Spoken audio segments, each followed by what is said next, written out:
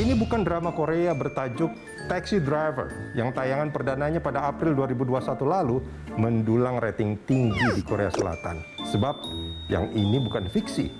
Terjadi di Langkat, kabupaten yang berjarak 48 kilometeran dari Medan, Sumatera Utara. Orang nomor satu di sana, Bupati Langkat, terbit rencana perangin-angin, punya kerangkeng di rumahnya. Kerangkeng, ya mirip penjara, dan di dalamnya dihuni sekian banyak orang. Sebelumnya terbit rencana perangin-angin telah menjadi bintang berita, tapi bukan untuk urusan yang patut dibanggakan. Dia dicokok KPK dalam operasi tangkap tangan karena dugaan korupsi. Dari OTT itulah kedoknya terbuka.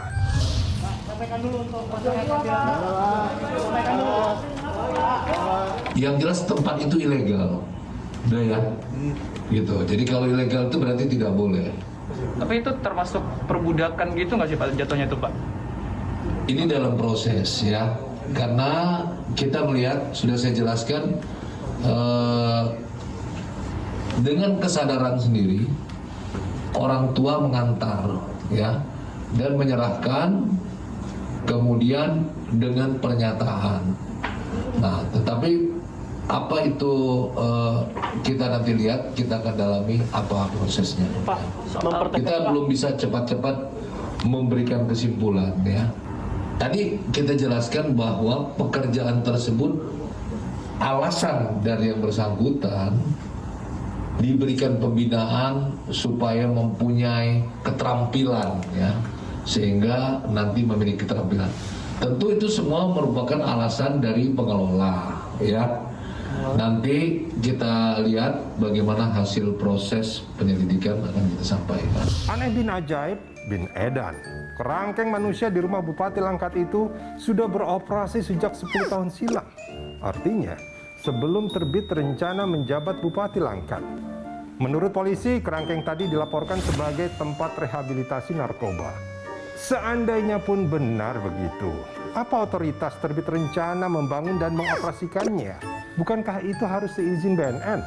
Belakangan, BNN menegaskan, kerangkeng di rumah terbit rencana itu bukan tempat rehabilitasi.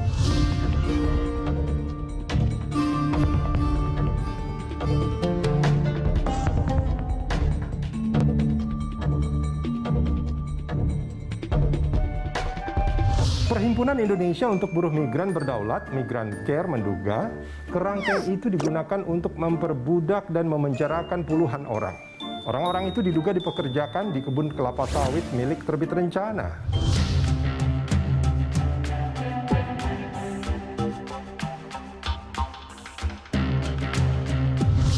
Menurut peneliti Institute for Criminal Justice Reform, Maidina Rahmawati, apa yang dilakukan terbit rencana bisa dijerat dengan Undang-Undang Tindak Pidana Perdagangan Orang. Hukuman maksimalnya bisa sampai 15 tahun penjara.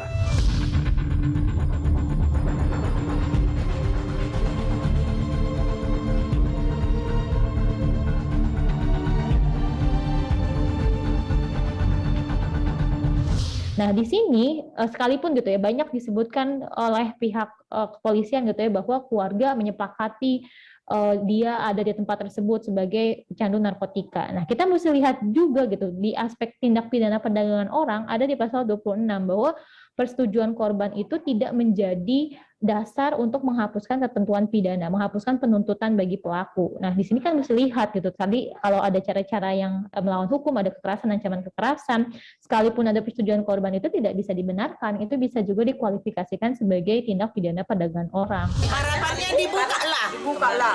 Nanti kalau ada kembali anak kami pakai narkoba di rumah, kami tinggal bel kemari dia belnya tanpa tidak ada pungut biaya.